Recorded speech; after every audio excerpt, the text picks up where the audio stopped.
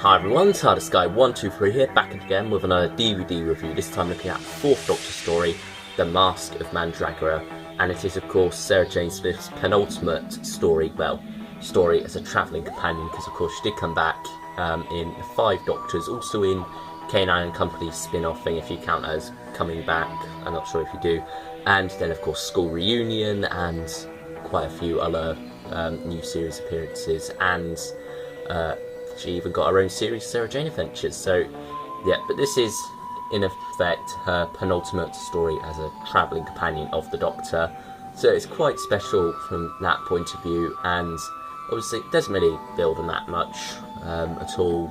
Well, it doesn't do anything with that. Instead, it's just a fun story with these two characters, and it's also the Kickstarter to season 14, which many people consider sort of like one of the holy grails of Doctor Who, along with season 13. Those two are sort of like considered the pinnacle of Doctor Who in a lot of ways, and it's easy to see why. And well, before I say any more, let's take a look at what we have here. So you've got BBC DVD, of course, Doctor Who there, The Masque of Mandragora, you got Sarah Jane Smith there, the fourth Doctor there, and in the middle you have Hieronymus in his mask and whatnot, and you've got a little swirling spiral there, which I presume is meant to represent the Mandragora Helix itself, and then you sort of like got a landscape in the background there.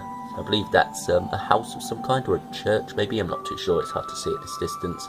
I believe all that stuff in the background there is meant to represent, it's not Florence, is it? It's San Martino, that's it. San Martino is the location in which this story is set. So I believe that's what that's representing. And then down here you have the Tom Baker years, 1974 to 81.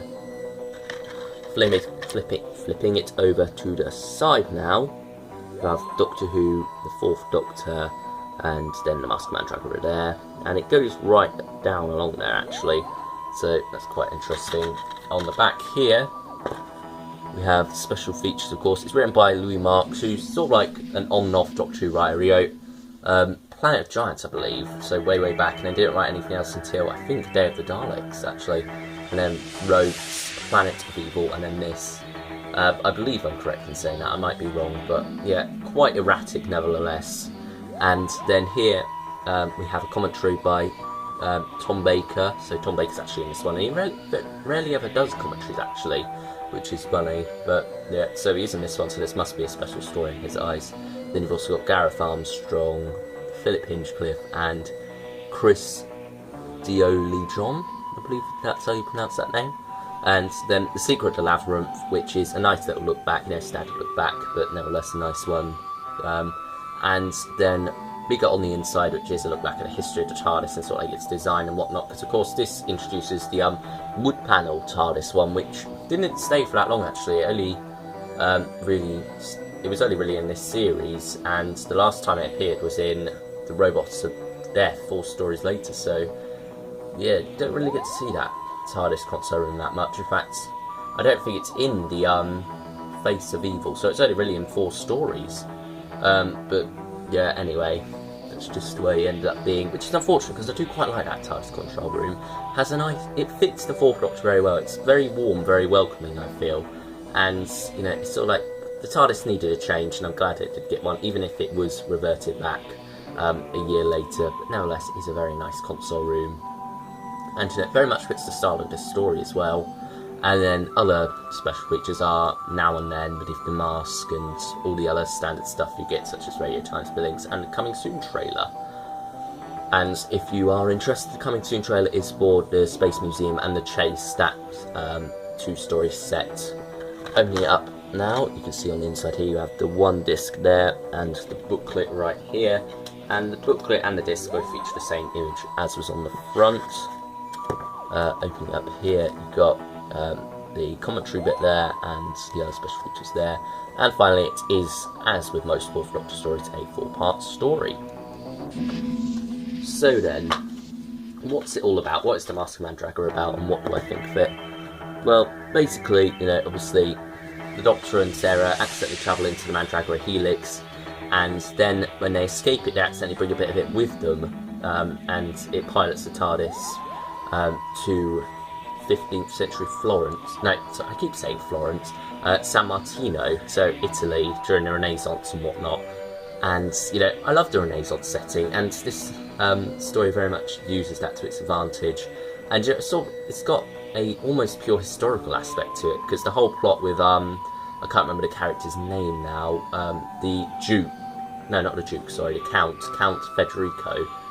He is sort of like the villain, or, well, one of the villains, and he's sort of like got a pure historical plot going on, and while the whole Mandragora business is going on in the background as well, you know, that's not really influencing his plot to take over the kingdom too much, and the two sort of like interweave, and it's very nice to have a historical story once again set outside of England, because I don't think we had any historical story set outside of England since, I'm not sure, that must have been in well, set outside of England would be the Highlanders, but I more mean set, oh wait no, the Abominable Snowman actually, that was set in Tibet, but nevertheless, you know, historical stories set outside of Britain hadn't happened for a long time. Historical stories themselves hadn't happened for a while actually. They sort of like came back with the Time Warrior, and then sort of like came back a bit more when you get into the Fourth Doctor's era, such as Pyramids of Mars and whatnot. But now they are back here, and we have a very nice period drama, I will say. And you know, you've got lovely costumes and whatnot, and a lovely setting as well. The filming location they chose, which I can't remember the name of, I think it's like Port Merion, actually, yeah. Port Merion, that was where it was filmed. Also, that was where The Prisoner was filmed, which is coming to big finish soon.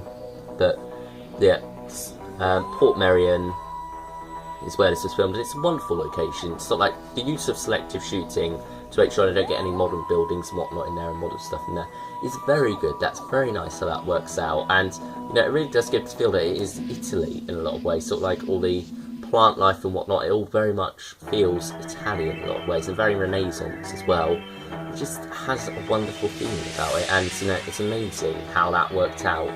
You sort of like think, well, they couldn't really find anywhere, but they did, and it fits perfectly for this story. It really does. I'm sure if you look in too much detail, you'll probably find something wrong with it, but for the most part, it is convincing that it is set in Italy, and that is very nice. And then the Fourth Doctor, of course, Tom Baker is wonderful in this. He does his usual comedy routine, but at the same time, it's very serious and whatnot.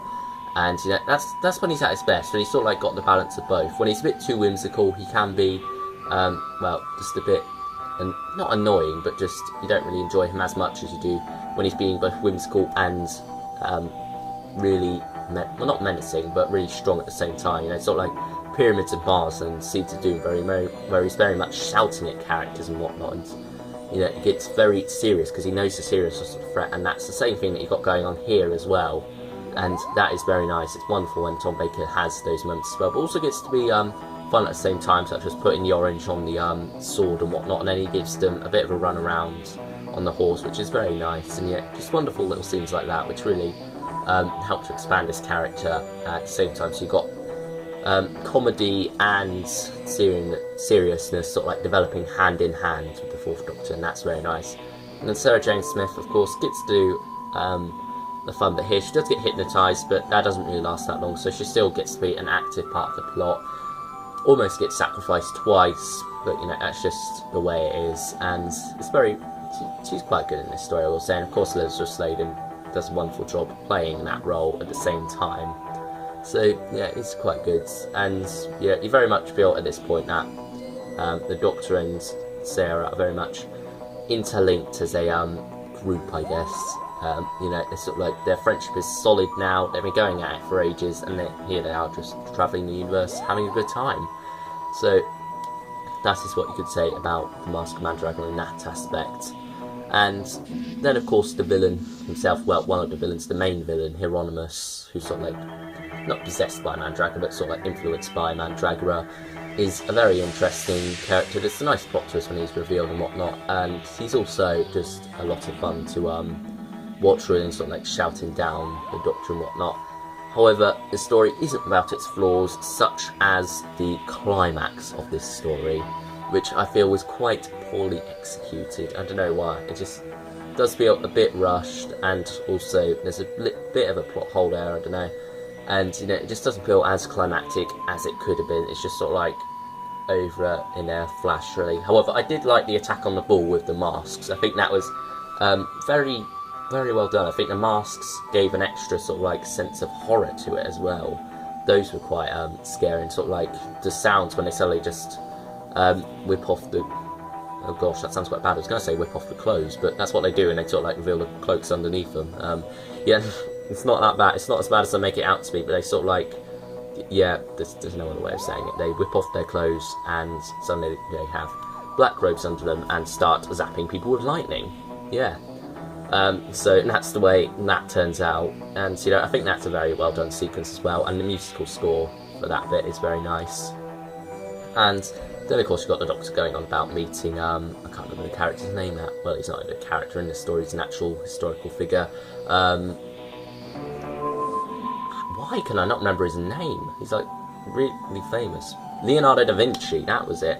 I don't know why I forgot that, but yeah, I did for some reason. And of course, you get that nice little bit. And obviously, he's met him eventually. He meets him. He must have met him after this, because by the time City of Death rolls around, you kind of like get the impression that they are good friends, even though we never actually get to see Leonardo on screen.